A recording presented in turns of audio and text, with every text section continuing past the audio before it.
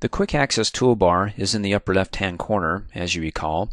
It's called that because you can quickly access any command on it in a single click, as opposed to the commands on the ribbon where you have to bounce around from one tab to the next.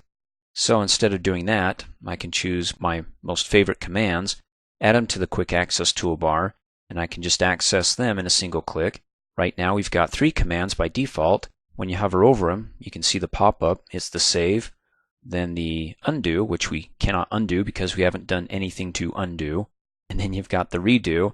Now to customize the Quick Access toolbar, to add commands to it, you can do it one of many ways. One way is to click on its corresponding drop-down arrow, and you can see those commands that are checked here are the ones that are on the Quick Access toolbar, as we went over: save, undo, and redo. And you've got some, well, in the list here, other popular ones like the Quick Print. Select that, adds the printer with the check mark, meaning that when you click on it, you don't get the window that pops up before it prints saying, okay, how many pages do you want? It just goes one page right to the printer. Or of course, if you have a lot of data and it prints off a lot of pages, you can't choose whether or not you want 2 copies of each page or pages 2 through 5 or 2, 5, and 7. It just goes right to the printer. If you just want to go ahead and get a regular print button, that gives you that option besides going right to the printer. Then we can look at other options, click on the drop-down arrow, and we've got print preview and print, which let's just go ahead and bypass that and look at more commands.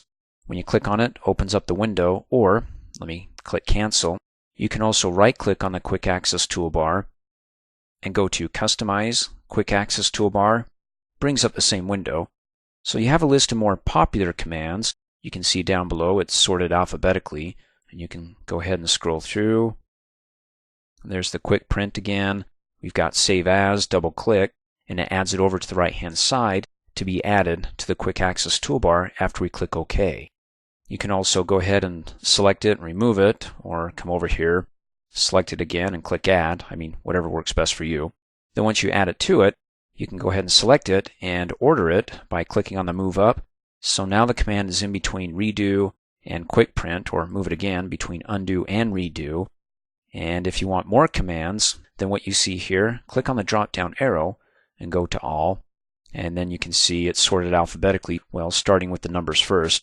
And then you can go ahead and scroll down. Let's see the C's. To close, go ahead and double-click to add it. And then as you can see up here on the Quick Access toolbar, these commands are pretty tight. So the chances of me, and I've done this, where I've come up here really quickly and I accidentally missed this one and clicked on the other one, well, to avoid that, if I want some space in between them, or maybe to group commands together and put spacing in between maybe the undo and redo and the other command on the right and on the left, then go ahead and scroll all the way up to the top to find the separator and double-click it. Let's double-click it a couple of times. So we've got 4 of them here. So let's go ahead and select one and move it up, and select another one and move it up. So we've got one between save and undo, another one between save as and close, and then 2 between close and redo. Actually, maybe if we move them both down so we get quite the space between the redo and the Quick Print, because hey, when you click on Quick Print, you don't get any warnings. It goes right to the printer. Having done that, let's go ahead and click Okie dokie and take a look at it. And there you go. You've got your 2 separators here, these lines, and then you have your commands, another separator, 2 more commands. You see, you can use them one of 2 ways. You can either go ahead and give yourself some space in between commands, so you're not likely to click on one that's right next to the other one because you got the space, or you can go ahead and use it to group commands. So if I went ahead and did this right, I would probably move the redo up over here and then go ahead and separate it with one separator on one side and then the other, so it's in its own group. In any case, you can do that. Right-click on it and go to Customize Quick Access Toolbar and then do your thing. And I'll go ahead and do it really quick.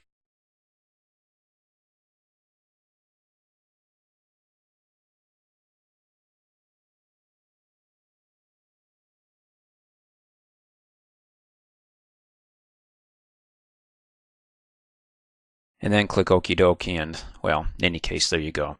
Now if you made a mistake, you didn't want to add one of the commands to the Quick Access toolbar, you can always remove it by right-clicking on it and going to Customize Quick Access, and again selecting it and click Remove, or better yet, click Cancel.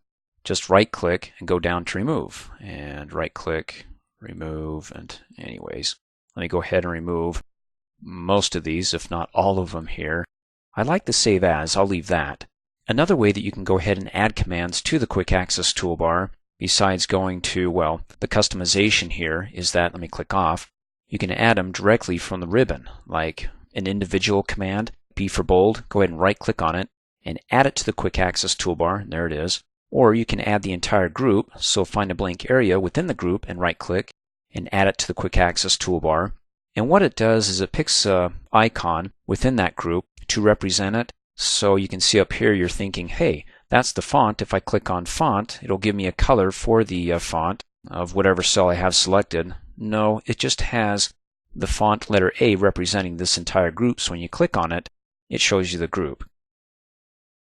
You can also right click on the expandable dialog box button and add it to the Quick Access toolbar. Again, it finds another letter within the group to represent, well, the expandable part of the group. So when you click on it, it actually opens up and expands to show more commands for that group. So it's going to find an icon to represent it. Just don't be fooled and go, oh, this is the small one. It must be this one right here that says decrease font size. No, it represents the expandable dialog box button for that group.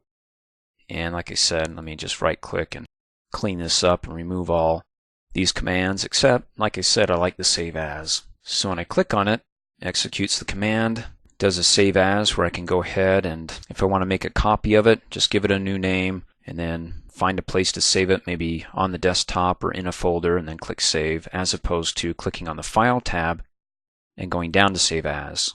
That's way too many clicks. Let me click back.